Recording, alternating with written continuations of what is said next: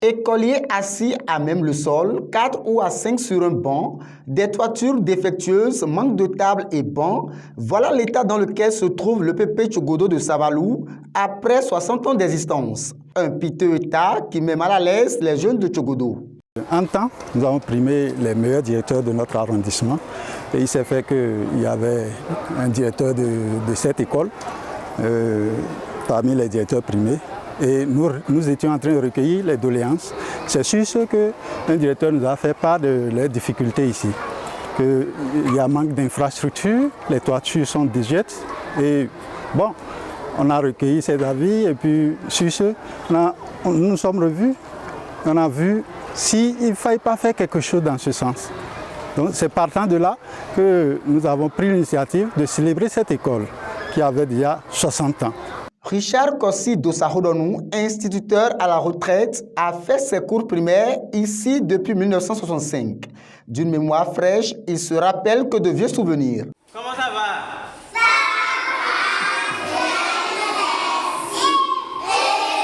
Ah, très bien, je vais bien. Le CI était quelque part ici, sous une paillote. Une paillote. Et on était exposé aux intempéries. Je me rappelle un jour, il y a une écolière qui était au tableau quand un serpent était tombé de la toiture.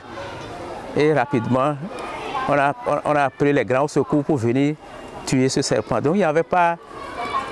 Les conditions de travail étaient vraiment difficiles. C'était avec des matériaux précaires. Le Morao, un mouvement de jeunes présidé par Hippolyte Posé, a décidé de célébrer le 60e anniversaire de l'école. Une opportunité de rencontre non pas pour festoyer, mais pour apporter des solutions aux différents problèmes de cette école. Si on a choisi de célébrer 60 ans de cette école, ce n'est pas au fait pour fêter, pour festoyer, non. C'est pour réfléchir autour des problèmes de l'école.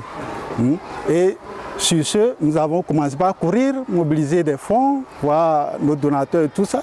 Et nous avons pu trouver certaines choses, mais qui ne sont pas toujours à la hauteur. On a pu mobiliser certaines choses, mais ce n'est pas encore à nos attentes. Donc, ce jour, nous allons présenter ce qu'on a pu trouver et continuer à mobiliser des gens pour nous venir en aide, pour que nous puissions vraiment sortir cette école de sa léthargie.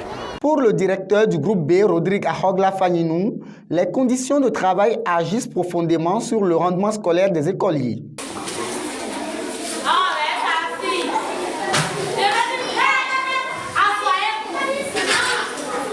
Vous savez, là, nous sommes par exemple, moi, mon CM2 par exemple, je n'ai même pas un seul manuel de travail. En français, par exemple. À peine en mathématiques, j'ai 5 manuels de mathématiques. Vous voyez que ça doit faire baisser le niveau des enfants. Et pour améliorer ces rendements, Diane Atinkan, directrice du groupe A de cette école, lance un appel non seulement à l'endroit de l'État, mais aussi envers les volontaires pour sauver l'image de l'EPP Tchogodo. Nous demandons aux bonnes volontés, puisqu'on ne peut pas tout laisser à l'État. L'État est en train de faire ce qu'il peut. Maintenant, nous demandons aux bonnes volontés de nous aider, au moins à changer les toitures, à défaut de reconstruire les classes, changer au moins les toitures pour mettre les enfants dans de bonnes conditions de travail. Vivement l'appui des autorités à divers niveaux pour le bonheur des écoliers de l'EPP Tchogodo dans la commune de Savalou.